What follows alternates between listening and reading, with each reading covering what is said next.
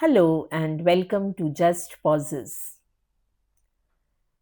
Well, this is one easy task to underestimate others, isn't it? Without as much as a blink or a thought, we call others stupid or silly or good for nothing.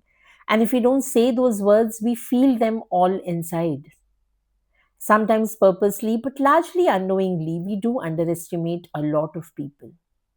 We think kids won't understand, or our spouse won't know this or that, or our parents would never understand this, or our friends and colleagues could possibly not do this or that better. I think parents and spouses fare the worst. They do the maximum underestimation. How can one think less of or say cruel words to our own loved ones? Estimate them incorrectly by living under the same roof? How can a spouse who should mean the most is undervalued by the other? I fail to understand, really. Whether by family and loved ones or by the world outside, playing people down goes on unabated. In every family, there is someone who thinks less of someone. And so it is in every place of learning, in every neighborhood, in every office, and even in every group of friends. And this attitude has prevailed over centuries. Whether it was Einstein, who was estimated as mentally slow by one of his teachers and told that he would never amount to much, or Walt Disney, who was told by his editor that he lacked imagination and had no good ideas. Whether sports stars or actors, business tycoons or social workers, a lot of people have been underestimated. We know about them because they succeeded despite the ridicule. However, there are also millions who do not succeed, who lose much in life, who never find life beautiful or efforts worth it because they were bruised by underestimation.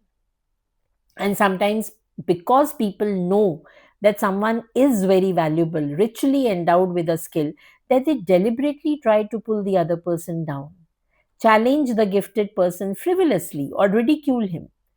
And some naive ones let these clever games get to them.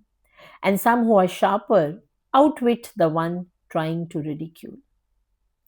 Once there lived a notorious young trickster who was so clever that the king of that place had to hire him to work in his court. But the king did not really like him. He kept trying to think of situations to pull him down, to outwit the young man. But the king never succeeded. One day, a new and clever idea struck the king.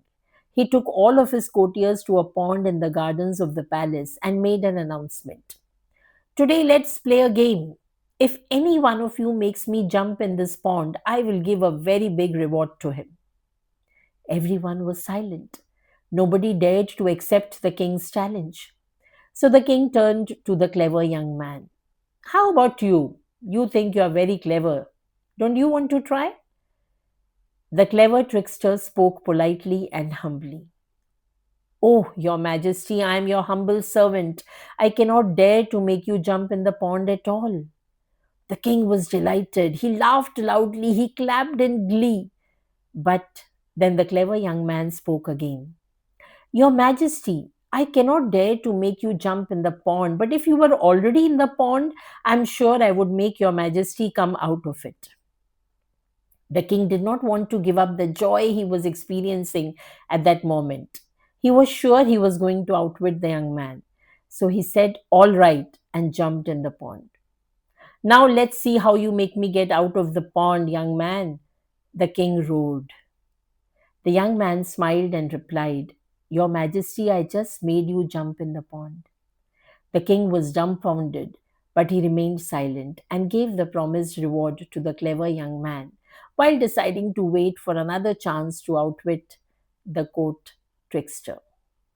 The story ends here. And while we pause, we must be thankful too to those who underestimate. Yes, they do leave many a scars on many a tender minds, but let us not forget the hundreds of them who, because they were underestimated, were inspired to propel high and prove the mockers wrong. If Beethoven or Amitabh Bachchan or Jane Austen or Elvis Presley, who by the way was told that he had no future in singing and ought to go back to driving a truck, If they were not underestimated and ridiculed at, we would have missed much in this world. So do say a thank you to them. And as someone has said, when no one believes in your potential, you have to learn to believe in yourself. And once you have learned that, the sky is the only limit. But hey, just a second. Who are you, by the way? One who believes in flapping the wings and soaring high, or one whose habit of underestimating others makes them flap their wings and soar high? Think, think, and thank you.